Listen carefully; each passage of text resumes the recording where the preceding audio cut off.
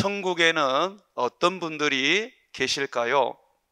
우리가 잘 아는 것처럼 아브라함이나 이삭, 야곱, 또 다윗, 다니엘, 예수님의 제자들, 믿음으로 살다가 순교당하고 믿음으로 살다가 하나님이 부르셔서 하늘로 올라가신 분들이 살고 있습니다. 이분들의 모습은 어떤 모습일까요? 성경은 오늘 말씀을 통하여 천국에 계시는 하나님의 백성들의 모습을 세 가지 특징을 통하여 말씀해 주고 있습니다. 주님께서 오늘 말씀하시는 이 내용, 14장 1절에 나오는 14만 4천은 상징적인 수로서 예수를 믿고 천국에 가신 모든 분들을 말합니다. 아담으로부터 시작해서 이 세상이 심판받는 날까지, 그 날까지 예수 그리스도를 믿음으로 구원을 얻은 모든 수를 상징을 합니다.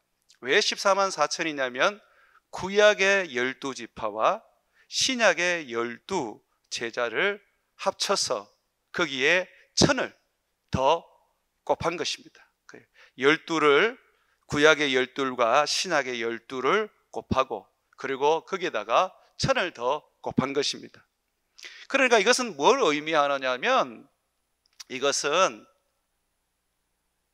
주님께서 구원하신 자들은 온전한 자들이고 주님께서 택하신 자들은 누구나 하나 할 것 없이 다 천국에 들어온다는 것입니다. 그런데 여러분, 천국에 들어가는 자들은 분명히 믿음의 행위가 있어야 합니다. 율법의 행위가 아니라 믿음의 행위가 있어야 합니다. 행함으로 구원을 우리가 얻지는 않습니다. 믿음으로 구원을 얻지요. 그런데 성경에서 말하는 행함으로 구원을 못 얻는다는 것은 율법의 행위로 구원을 못 얻는다는 겁니다.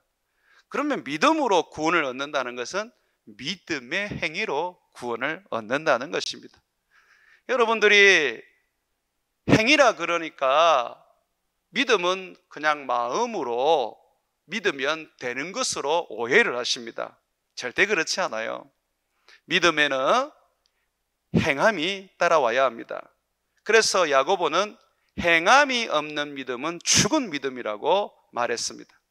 반드시 행함이 있어야지 그 행함으로 인하여 믿음이 온전하게 되는 것입니다.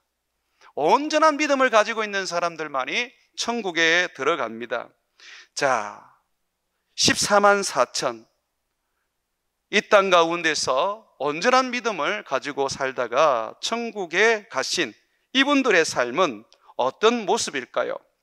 무엇보다 그분들의 삶에는 그들의 이마에 예수님의 이름과 아버지의 이름이 새겨져 있다는 것입니다. 14장 1절 우리 소리내어서 한번 읽어보겠습니다. 또 내가 보니 보라, 어린 양이 시온산에 섰고 그와 함께 14만 4천이 서 있는데 그들의 이마에는 어린 양의 이름과 그 아버지의 이름을 쓴 것이 있더라. 아멘. 이 시온산이라는 것은 이 땅에 있는 예루살렘의 산을 말하는 게 아닙니다. 시온산이라는 것은 하나님의 산, 다시 말해서 하나님의 나라를 말합니다. 산은 나라를 말해주는 상징적인 언어입니다. 그러니까 시온산이라는 것은 지금 새하늘과 새 땅을 말하는 거예요. 천국을 말하는 겁니다. 자, 이 천국에 어린 양이신 예수님과 그리고 그의 피로 속죄함을 받고 구원을 얻은 14만 4천, 주님을 믿고 섬겼던 저와 여러분들이 거기에 서 있는 겁니다. 그런데 그들의 이마에 보니까 낙인이 하나 찍혀 있어요. 어떤 낙인이 찍혀 있느냐면 다름 아니라 아버지의 이름과 아들의 이름이 찍혀 있더라는 것입니다. 이 머리에 낙인이 찍혀 있다는 것은 어떤 의미를 여러분 가지고 있습니까? 머리에 낙인이 찍혀 있다는 것은 내가 그 이름의 종이라는 겁니다. 내 머리에 예수님의 이름이 쓰여져 있으면 나는 예수님의 종인 거예요. 그런데 666 이름이 서여 있으면 666은 귀신의 이름이고 짐승의 이름이고 그것을 수로 표현을 했을 뿐입니다. 우상의 이름입니다. 부처의 이름이 있고 또는 힌두교의 그 신의 이름이 있고 또는 온갖 세상에 자기들이 숭배하는 그 신의 이름이 있으면 그들의 종이라는 것입니다. 그들은 천국에 들어가지 못합니다. 오직 예수님을 자기의 주인으로 영접하고 믿고 따르는 자들만이 천국에 들어가는 것이에요. 그래서 주님이 말씀하셨지요. 어떤 자가 구원을 얻는다 그러셨습니까? 예수님을 주로 시인하는 자들. 주로 시인한다는 것은 주인으로 믿는다는 것입니다. 예수님이 자기의 주인인 거예요. 그래서 이 사람들은 주인이신 예수님의 말씀을 따라 살고 주인을 기다리고 주인을 위하여 자기 인생을 헌신한 사람들입니다. 귀신을 섬기거나 귀신을 위해서 살지 않았습니다. 심지어 자기 이마라고 해서 자기 이름을 적어서 자기를 위하여 살지도 않은 사람들이었습니다. 예수님 말씀처럼 자기를 부인하고 오직 예수 그리스도의 십자가만을 지고 세상을 살았던 예수님의 종들이었습니다. 오늘날 세상 사람들은 이 이마에 사람들의 이름을 새겨서 자기의 주인처럼 여기고 신처럼 여기기도 합니다. 사진 하나 띄워줘 보십시오. 여러분, 메시라고 아주 유명한 축구 선수가 있습니다. 이 사람은 지금 저 사람의 신이 되어버렸습니다. 이마에다가 메시라는 축구 선수의 이름을 적고 그리고 이 볼에는 디오스, 신이라고 또 적어놨습니다. 그러면서 DIOS 하는 이 디오스의 IO를 10으로 숫자를 바꿔놓고 이제 디오스라고 한 거예요. 메시는 신이다. 이 10은 메시의 등번호입니다. 저 문신을 했던 사람은 나중에 후회를 하고 내가 왜 이 사람을 내가 우상화했을까? 자기는 거기에 대해서 많이 반성을 했습니다. 그런데 여러분 아십니까? 여러분들이 이 땅 가운데에 저 사람처럼 귀신의 이름을 새기고 세상의 인간을 여러분의 신으로 여기고 산다면 여러분들은 나중에 후회해도 되돌이킬 수 없다는 것입니다. 이마에 내가 뭘 새기느냐, 내 얼굴에 누구의 이름을 새기느냐, 그것이 너무너무 중요한 우리 인생의 일이라는 것입니다. 돈 많이 벌고 건강하게 살고 세상 가운데에 명예를 남기는 것은 가치 있는 일이지만 그거 못했다고 해서 절망할 일은 아닙니다. 만약에 여러분의 이마에 아버지의 이름이 있고 예수님의 이름이 있다면 여러분들은 인생을 성공한 것입니다. 이 땅에서 힘들고 병들고 어렵게 살았지만 우리 주님이 약속하신 새하늘과 새 땅에서 우리 주님을 섬기며 우리 아버지를 예배하며 영화롭게 살게 될 것입니다. 사랑하는 여러분, 조선시대의 연산군은 노비가 도망을 가면 추노꾼을 통해서 노비를 잡아오게 했습니다. 그리고 잡아오면 볼때기나 이마에 도망간 노비라는 그 이름을 새기게 했습니다. 굉장히 인권적으로 아주 그 사람을 처참하게 짓밟는 일이죠. 조선시대에도 이것은 너무 가혹한 것이다 라고 해서 영조 임금 때에 이것을 철폐했었습니다. 조선시대에도 보면 200년 동안 내가 노비일 때는 노비라고 그렇게 얼굴에 그 이름을 새긴다는 것입니다. 여러분은 누구의 노비입니까? 사탄의 노비입니까? 세상의 노비입니까? 돈의 노비입니까? 사람의 노비입니까? 아니면 예수님의 노비입니까? 제가 노비라 그러니 마음이 상하십니까? 예수님의 노비는요, 얼마나 영광스러운 직분인지 모릅니다. 존재인지 모릅니다. 여러분, 우리는 예수님의 종 맞습니다. 예수님의 노비 맞습니다. 우리가 우리 하나님을 영화롭게 하고 우리 하나님을 예배하는 사람으로 살다 보면 내가 아무것도 아는 지렁이 같은 이 인생, 정말 벌레 같은 인생이라는 것을 느끼게 됩니다. 그런데도 불구하고 예수님의 노비가 되었다는 것은 얼마나 큰 영광이겠습니까? 사랑하는 여러분, 우리 이마에는 반드시 어떤 이름이 새겨져 있게 되어 있습니다. 예수가 아니면 악령입니다. 예수가 아니면 세상의 사람입니다. 예수가 아니면 세상의 물질이죠. 여러분이 주인이 누군지 분명히 하십시오. 말로만 주여 주여 한다고 주님 나라 들어갈 수 있는 게 아닙니다. 내 이마에 어떤 이름이 정말 쓰여져 있느냐, 이것이 내가 천국에 들어가는 하나의 근거가 될 것입니다. 이렇게 어린 양을 섬기는 사람들 14만 4천은 그 첫 번째 특징은 뭐냐면 예수님을 주인으로, 하나님을 신으로 섬기기 때문에 예배에 목숨을 겁니다. 여러분, 예수 믿는 사람은요, 예배를 소홀히 할 수가 없어요. 예배를 드리는 데 있어서 그 어떤 것과도 비교하거나 바꿀 수가 없습니다. 우리 믿음의 선배들은 예배하기 위하여 주일날에 국가고시가 있어도 가지 않았습니다. 그것이 율법적으로 보일 수도 있지만 그분들의 그 신앙이 얼마나 예배에 목숨을 걸었는지 우리가 볼 수 있는 부분입니다. 우리는 좀 바쁜 일이 있으면 예배를 그냥 쉽게 던져버립니다. 우리는 좀 어떤 어려움이 있으면 그냥 그 예배를 소홀히 해버립니다. 그런데 14만 4천 주님의 이름이 그 이마에 있는 사람들은 예배에 목숨을 걸었습니다. 그 사람들은 천국에서도 예배했습니다.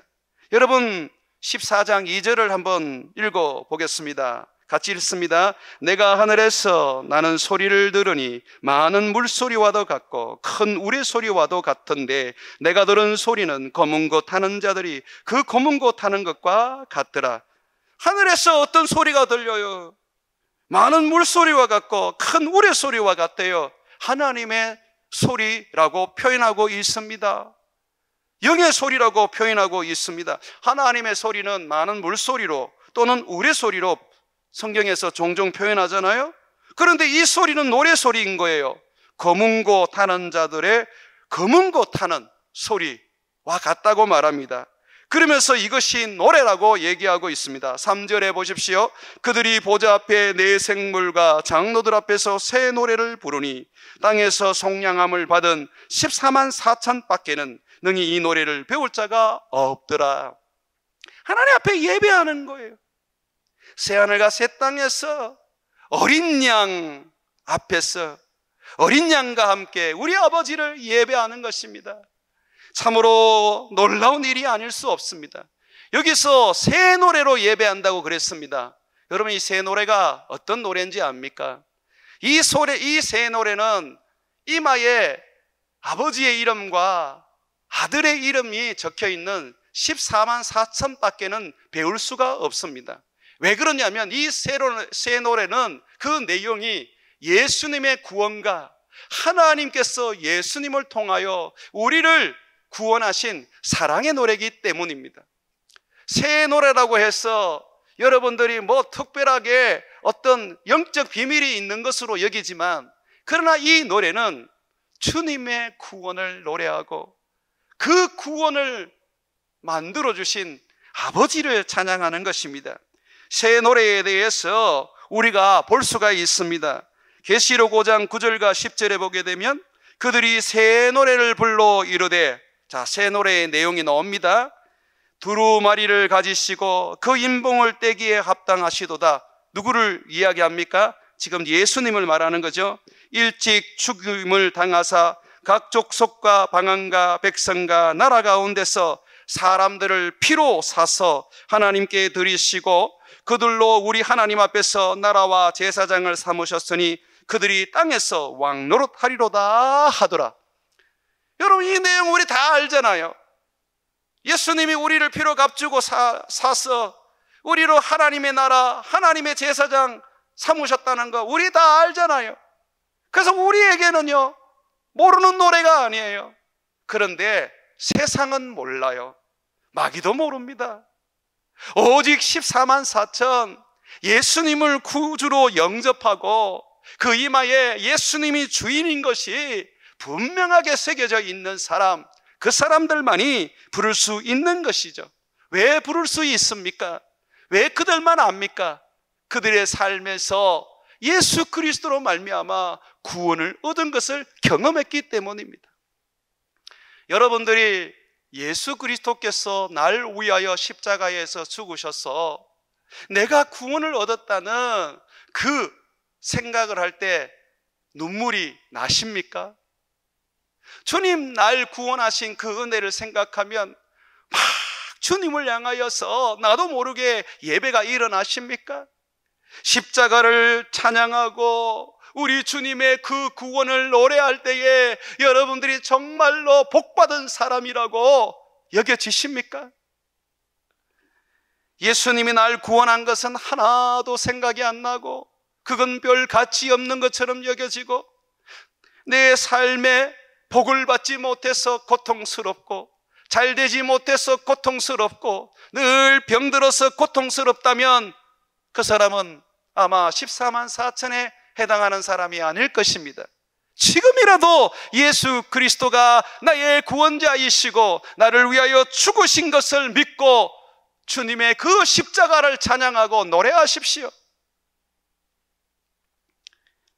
예수를 믿어도 예수 그리스도의 그 십자가의 은혜를 모르고 그 십자가에 내가 감격하지 못한다면 예수를 안 믿는 것입니다.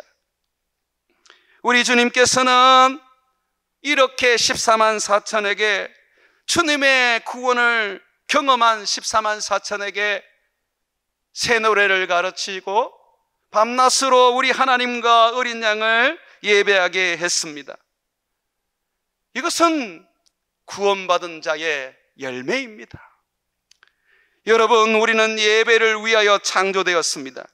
이사야서 43장 21절에 보게 되면 이 백성은 내가 나를 위하여 지었나니 나를 찬송하게 하려 함이니라고 했습니다. 주님을 찬송하고 주님을 예배하는 것이 우리가 지원받은 근본적인 목적이라는 겁니다. 다윗이 왜 하나님 마음에 합한 자였겠습니까? 왜 그렇게 다윗은 하나님이 그토록 사랑하셨습니까? 그도 보면 우리와 같은 죄인인데 어찌 보면 우리보다 더 큰 흉악한 죄를 지은 사람 아닙니까? 자기의 충성스러운 부하의 아내를 빼앗아서 자기 아내로 삼을 뿐만 아니라 심지어 그 부하를 전쟁터의 최일선에 내보내어 일부러 죽게 했습니다. 그는 살인자요, 남의 아내를 빼앗는 강도요, 남의 아내를 음행한 그는 가늠한 자였습니다. 그럼에도 불구하고 주님이 그의 모든 죄를 씻어주시고 그를 사랑하셨던 이유는 그런 예배자였다는 것입니다. 다윗이 훌륭한 왕이었던 건 사실이었지만 그러나 다윗의 업적 중에서 수많은 내용 가운데에 가장 많이 비중 있게 다루고 있는 내용이 다윗이 법궤 앞에서 하나님을 예배했다는 것입니다. 많은 레위인들을 불러서 찬양대를 조직해서 예배했다는 것입니다. 다윗은 예배자였습니다. 그래서 하나님은 그 예배에 기뻤고 그 예배에 행복하셨습니다. 그래서 그의 삶에 축복을 주셨고 그의 그 무지막지하고 무서운 죄악 가운데에서도 주님은 용서하시고 그를 품고 사랑하셨던 것입니다. 예수님도 이 땅에 오신 것이 예배를 회복하기 위하여 오신 겁니다. 나와 여러분을 위하여 십자가에 못 박혀 죽으신 것이 궁극적인 목적이 아닙니다. 죽으심으로 말미암아 우리에게 성령 주시고 죽으심으로 말미암아 우리가 우리 하나님을 예배하게 하려고 오신 것입니다. 예수님이 나를 위하여 십자가에서 죽으시고 우리 죄를 사한 후에 이제 다 됐으니 너희들 마음대로 살아라, 그렇게 하셨습니까? 주님은 예배하라고 하셨습니다. 주님을 섬기라고 말씀하셨습니다. 예수님은 요한복음 4장 23절과 24절에 아버지께 참되게 예배하는 자들은 영과 진리로 성령과 말씀으로 예배할 때가 오나니 곧 이때라. 아버지께서는 자기에게 이렇게 예배하는 자를 찾으시느니라. 하나님은 영이시니 예배하는 자가 영과 진리로 예배할지니라. 이전에는 영과 진리로 예배하지 못했어요.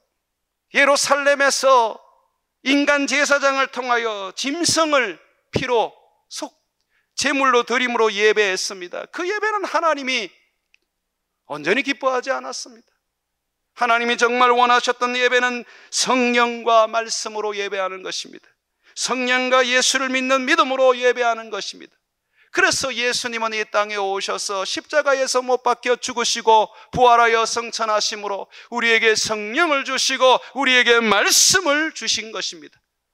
그래서 우리는 말씀과 그리고 성령을 힘입어서 영으로 하나님 앞에 예배를 드리는 것이죠. 사랑하는 여러분, 교회가 왜 세워졌습니까? 교회는 복음을 전하기 위하여 세워졌습니다. 예배하고 복음을 전하기 위한 것입니다. 교회가 모여가지고 예배만 드리고 복음을 전하지 않는다면 그것은 교회가 절름발이 신앙을 가지고 있는 것과 같습니다. 발이 두 개이듯이 교회는 예배와 함께 선교가 있어야 합니다. 성령과 말씀이 우리를 주관하듯이 예배와 함께 우리는 선교가 우리 교회를 이끌어가야 합니다. 계시록 10편, 22편, 27절에서 29절을 보게 되면 교회의 그 목표, 비전이 분명하게 나옵니다. 땅의 모든 것이 여호와를 기억하고 돌아오며 모든 나라의 모든 족속이 주의 앞에 예배하리니 나라는 여호와의 것이고 여호와는 모든 나라의 주제심이로다. 세상의 모든 풍성한 자가 먹고 경배할 것이요 진토 속에서 내려가는 자 곧 자기 영혼을 살리지 못할 자도 그 앞에서 절하리로다. 선교의 목적은 구제가 아닙니다. 구제는 선교를 위한 하나의 수단에 불과할 뿐이죠. 궁극적인 선교, 궁극적인 전도의 목적은 예배자로 만드는 것입니다. 예수 믿으십시오. 천국 가실 겁니다. 그래서 그 사람이 예수를 믿었다 합시다. 그런데 그 사람은 예배를 드리지 않아요. 그러면 여러분 천국 갑니까?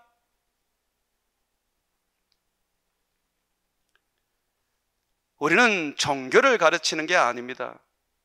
우리는 말씀대로 살고 말씀대로 믿고 말씀대로 복음을 전하는 것입니다. 예수를 믿으면 예배해야죠. 경상에서도 예배하고 일터에서도 예배할 수 있는 예배자가 되어야죠. 예배를 드리지 않는데 무슨 예수를 믿어요? 그 착각에서 벗어나십시오. 내가 복음 전했다. 아니에요. 그것은 여러분들이 그 사람의 구원을 위하여 첫발을 디뎠을 뿐입니다. 복음을 전했으면 그 사람으로 하여금 예배하게 하십시오. 주님을 예배하지 않으면 그 믿음은 가짜입니다. 그 사람이 정말 예수를 믿고 성령을 받았다면 그 마음의 예배에 대한 갈급함과 갈증이 일어납니다.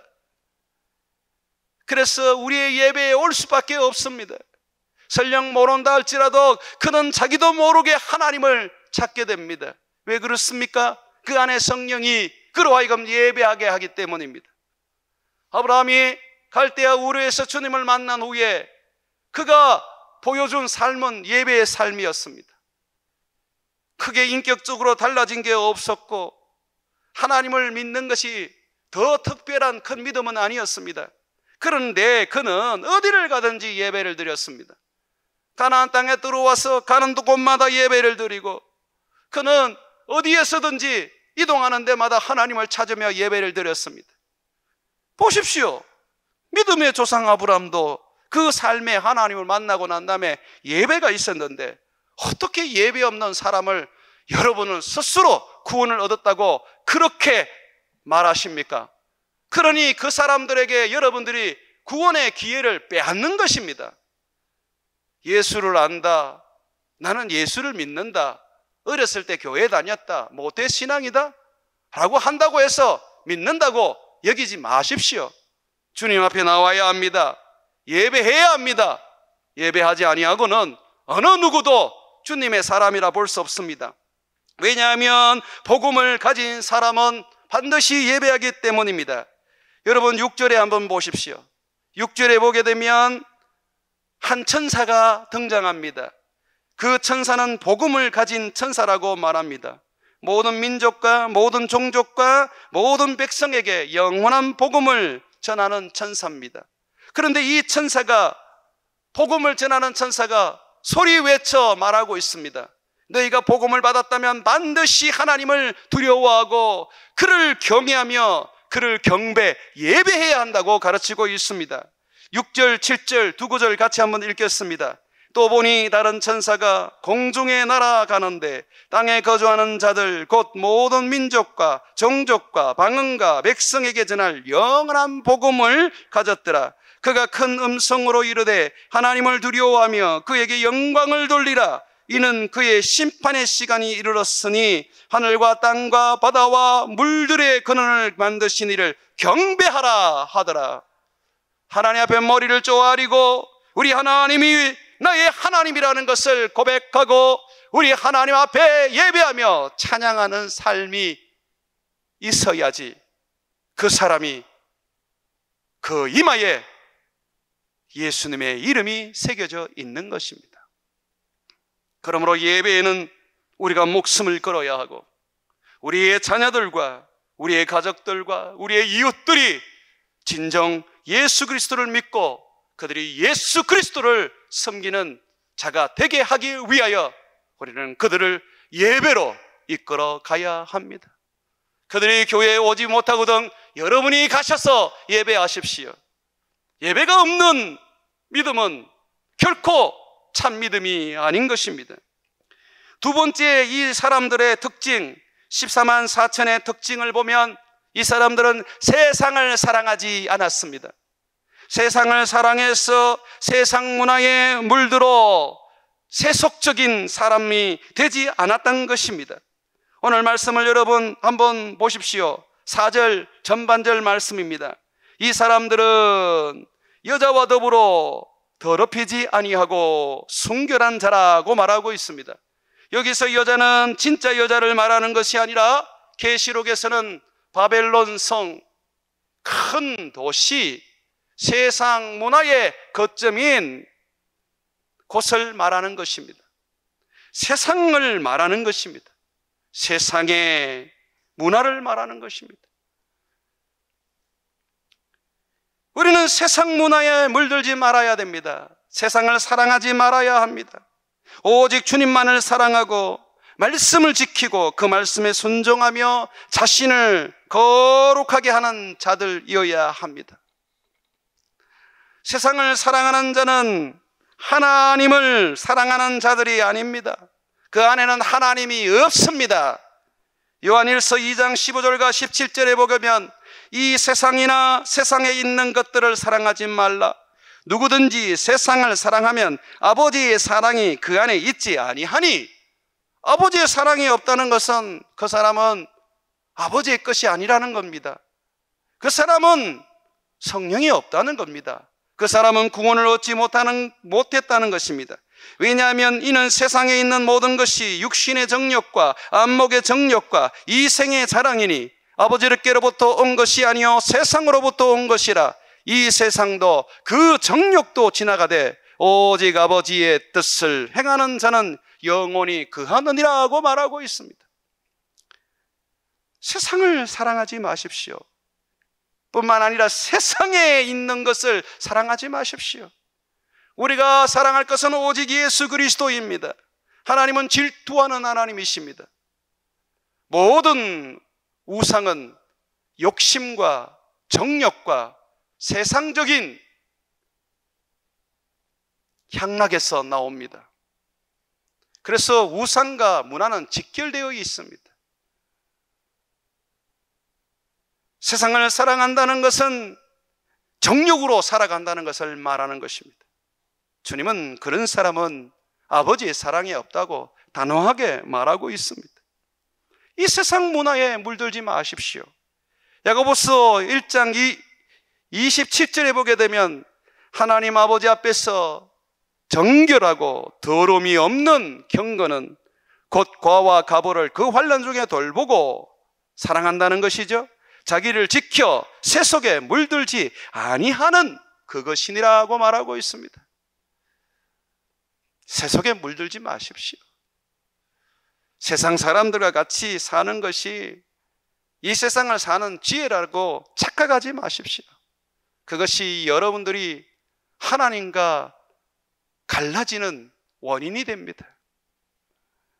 사람들이 뭐라 하더라도, 사람들이 어떻게 대하더라도, 사람들이 우리를 밀어내더라도 우리는 오직 우리의 주인이신 예수 그리스도, 우리 이마에 새겨진 그 이름을 위하여 살아가며 그분만을 사랑하며 그분의 말씀만 붙잡고 살아야 하는 것입니다.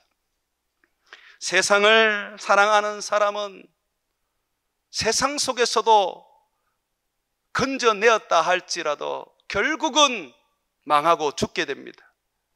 롯의 아내를 생각해 보십시오. 소돔과 고모라가 하나님의 유황불로 멸망받을 때에 그는 그 자리에 없었습니다. 롯과 두 딸과 함께 그곳에서 벗어나서 구원을 얻었습니다.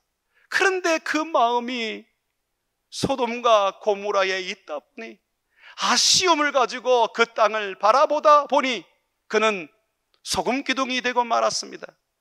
저는 사람들의 말 가운데에 고개를 돌려서 소금 기둥이 됐다고 말하는데 저는 그거 믿지 않습니다. 고개를 아무리 돌려도 소금 기둥이 되지 않습니다. 롯의 아내는 그 세상을 사랑했던 것입니다. 그 타락한 문화를 그는 아쉬워했던 것입니다. 결국 그는 소금 기둥이 되어 하나님의 구원에 이르지 못했던 것입니다. 바울의 동역자 중에 적지 않는 사람이 세상을 사랑하여 바울을 떠나갔습니다. 데마라는 사람은 빌레몬서와 골로새서에 나오는 바울의 믿음의 동역자입니다.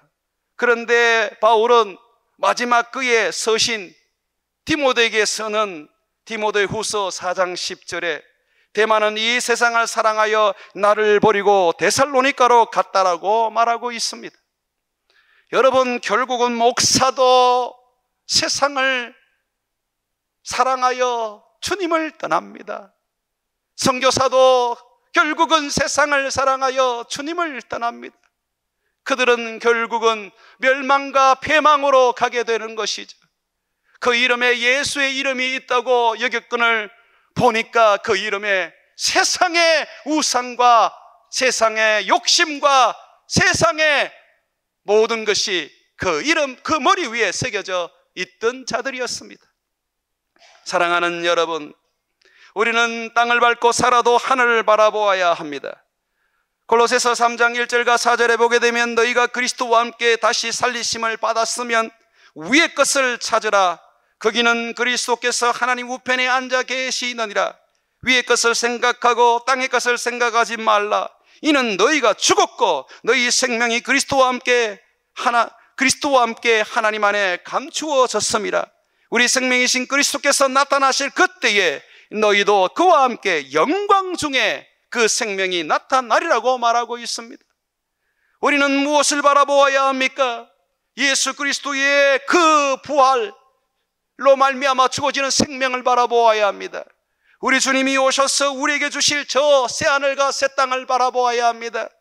내가 이 땅에서의 영광과 이 땅에서의 어떤 풍요함과 이 땅에서의 행복함을 바라본다면 결국은 우리는 이 땅이 멸망받을 때에 함께 멸망받고 말 것입니다. 땅을 밟고 살아도 하늘을 바라보십시오. 열심히 일을 하지만, 열심히 세상 가운데에 땀을 흘리며 살아가지만 그것을 사랑하지 마십시오. 언젠가는 손을 틀고 주님이 부를 때에 그 아끼던 맷돌도 놓고 가야 하며 그 사랑하던 밭도 버리고 가야 한다는 것을 잊지 마십시오. 사랑하는 여러분,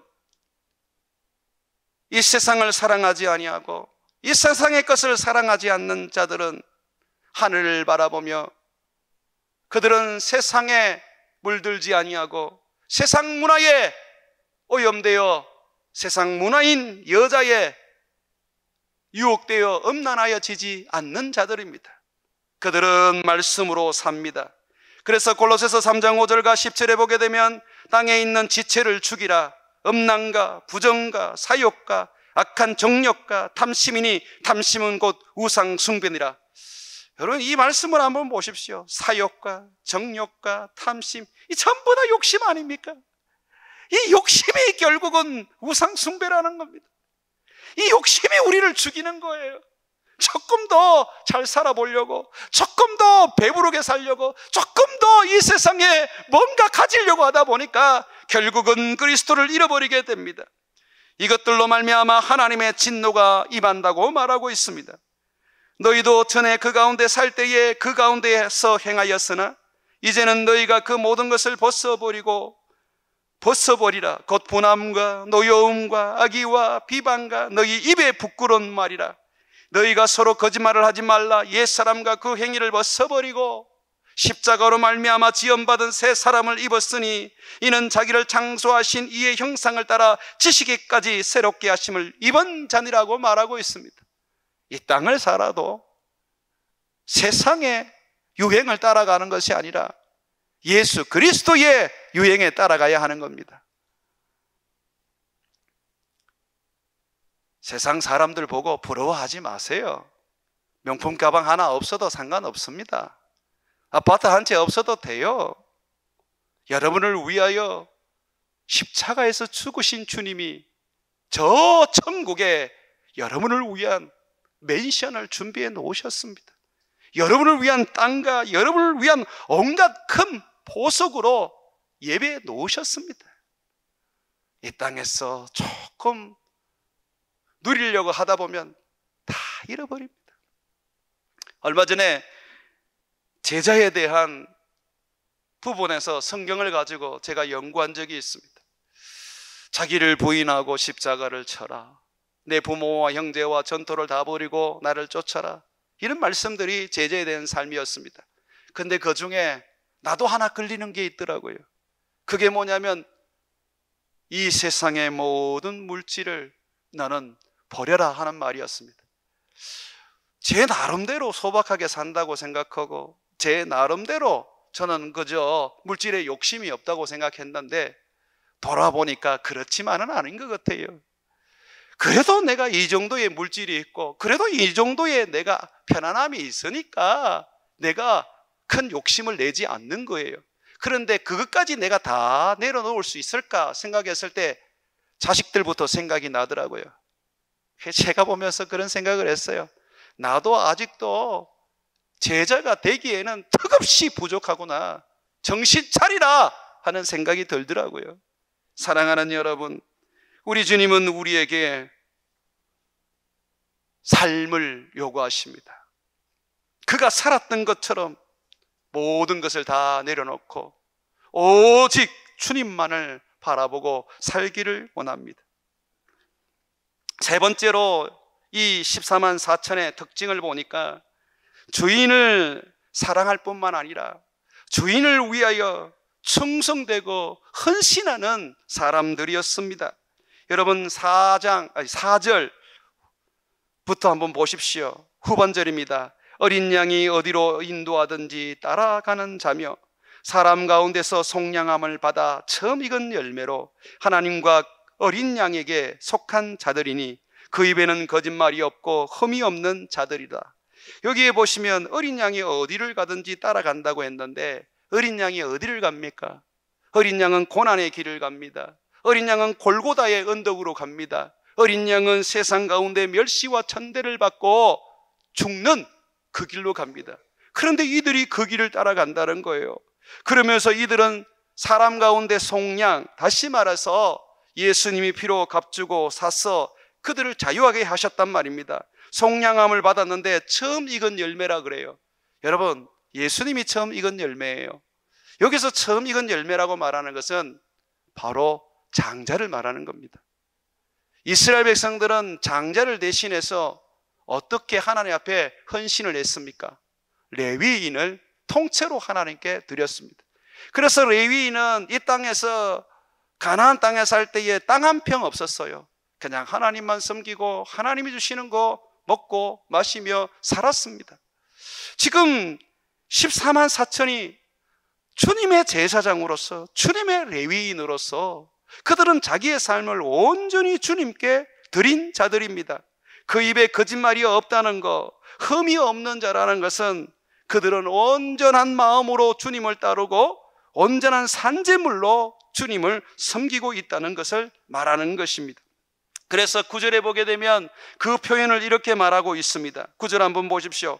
또 다른 천사 곧 셋째가 그 뒤를 따라 큰 음성으로 이르되 만일 누구든지 짐승과 그의 우상에게 경배하고 이마에나 손에 표를 받으면 그도 하나님의 진노의 포도주를 마시리니 그 진노의 잔에 섞인 것이 없이 부은 포도주라. 거룩한 천사들 앞과 어린 양 앞에서 불과 유황으로 지옥에 들어가서 고난을 받으리라고 말하고 있습니다. 주인으로 섬기고 주인에게 헌신한다는 것은 내 머리에 세상의 악한 영들, 세상의 우상들, 세상의 문화에 젖어서 그것을 섬기지 않는다는 것입니다. 666이라는 그 표가 뭐 특별한 것인 줄 아십니까? 귀신의 이름이에요. 내가 자식을 예수님보다 더 사랑하면 666이에요. 내가 하나님보다 더 사랑하는 것이 있으면 666이에요.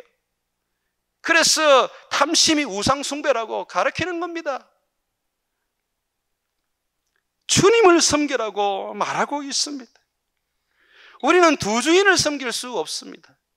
오직 한 주인을 섬길 수밖에 없는데 한 주인을 섬길 때에 충성되고 헌신된 종이 되어야 합니다. 어린 양이 가는 대로 따라다녀야 돼요. 그것이 고난이고 그것이 고통이고 그것이 죽음의 길이지만 주님 가신 길 따라가는 것입니다. 주님 가신 길, 그 십자가의 길, 외롭고 무거웠던 길, 그 골고다의 언덕으로 나는 따라가는 것입니다. 그리고 갔어. 내가 우리 하나님 앞에 레위인으로 제사장으로 내 삶을 헌신하는 것입니다. 내 인생이 없는 것이죠. 로마서 12장 1절에 보게 되면 그러므로 형제들아 내가 하나님의 모든 자비하심으로 너희를 권하노니 너희 몸을 하나님이 기뻐하시는 거룩한 산 제물로 드리라. 이것이 너희가 드릴 영적 예배니라고 말하고 있습니다. 사랑하는 여러분, 우리 청년부 예배 때에 한 청년이 교회를 찾아왔습니다. 예배를 찾아왔습니다. 중고등학교 때에 교회에서 도서 상품권을 받기 위하여 한번 참석한 것이 마음에 남아서 군대도 갔다 오고 대학도 졸업했는데 교회를 가야 되겠다 싶은 생각이 들어 우리 베델로 교회로 왔다는 것입니다. 이 청년이 와서 몇 주 예배를 드렸는데 이 청년이 예배가 참 좋다고 얘기했습니다. 뭔가는 모르지만 좋은 기운을 받아서 간다. 그리고 깨달음도 있다라고 했어요. 한 3주, 4주 왔을 때인데 제가 이렇게 설교했습니다. 여러분들, 우리 청년들 잘 들으세요. 여러분의 인생은 없어요. 예수님의 인생만 있습니다. 여러분의 꿈, 여러분의 비전도 없어요. 예수님의 꿈과 예수님의 비전이 여러분의 꿈이 되고 비전이 되어야 합니다. 여러분의 인생 저 천국에서 마음껏 사십시오. 예수를 믿고 난 다음에 이 땅에서 사는 청년들은 예수님을 위해서 자기 인생을 드려야 합니다. 나라의 버크라이스트, 내가 아니라 예수여야 합니다. 제가 그렇게 설교를 했어요. 근데 이 청년이 그 설교를 듣고 충격을 받아버렸어요. 자기는 신을 믿어서 그 신의 도움을 받고 싶었는데, 자기 인생이 잘 되고 자기 삶이 평안하고 자기가 하고 싶은 것을 이루기 위해서 예수를 믿었는데, 또 오히려 그 모든 것을 다 포기하고 예수님을 위해서 살아야 된다고 그러니 이 친구가 충격을 받은 거예요. 그래서 그 친구가 다른 사람에게 그랬어요. 예수 믿는 것을 다시 생각해 봐야겠다. 정말 내가 예수님을 위하여 내 인생을 드릴 수 있을런지 다시 생각해 봐야 되겠다. 나를 위하여 예수를 믿으려고 했는데 예수를 위하여 내가 예수를 믿는다고 하니 나는 지금은 혼돈이 온다. 다시 생각하고 정말 내가 예수를 위하여 살 수 있는 삶이 될 때에 내가 다시 주님 앞에 나오겠다라고 했다는 것입니다. 사랑하는 여러분, 우리의 삶이 그렇습니다. 여러분들이 예수를 위해서 사는 것이지 예수님이 여러분을 위해서 사는 게 아닙니다. 여러분의 인생이 어디 있습니까? 이미 십자가에 못 박아 죽었는데 예수님의 인생이 있는 것이죠. 여러분의 비전과 꿈이 어디 있습니까? 예수님의 비전과 꿈이 우리의 꿈이고 비전이죠. 종교와 우리의 믿음은 그 차이입니다. 종교는 자기를 위해서 신이 필요한 겁니다. 그러나 우리의 믿음은 반대입니다. 그리스도와 함께 십자가의 나를 못 받고 내 삶을 그리스도를 위해서 사는 것입니다. 살아도 주를 위하여 살고 죽어도 주를 위하여 죽고 먹든지 마시든지 무엇을 하든지 간에 다 주를 위해서 하는 것입니다. 바울은 그가 마지막 그 죽는 순간까지 하나님 앞에 자기의 삶을 산제물로 드리다 못해서 마지막으로는 주님 앞에 전제로 자신을 드리고자 했었습니다. 조금이라도 뭔가 자기에게 남아있는 것이 있다면 그것조차도 주님을 위하여 드리려고 했었어요. 오늘날 많은 목회자들을 보게 되면 먹고 사는 것 때문에 예수를 믿습니다. 먹고 사는 것 때문에 목회를 하죠. 빨리 목회를 그만두면 좋겠어요. 지옥 갈 일입니다. 주님께서 원하는 것은 우리의 몸이고 우리의 삶이고 우리의 모든 인생이며 우리의 물질입니다. 주를 위하여 내가 기꺼이 내 자신을 드릴 수 있어야 합니다. 그 자들이 전부 다 14만 4천이었다는 것입니다. 다시 한번 보며 우리가 이 말씀을 정리하겠습니다. 한번 보겠습니다. 4절 말씀입니다. 이 사람들은 여자와 더불어 더럽히지 아니하고 순결한 자라.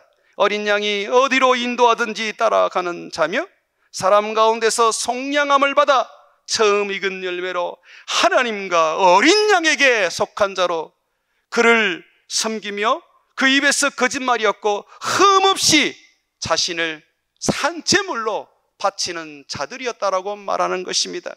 사랑하는 여러분, 지금 이 14만 4천과 여러분의 모습이 너무 멀어져 있다면 지금이라도 돌이켜 삶을 바꾸십시오.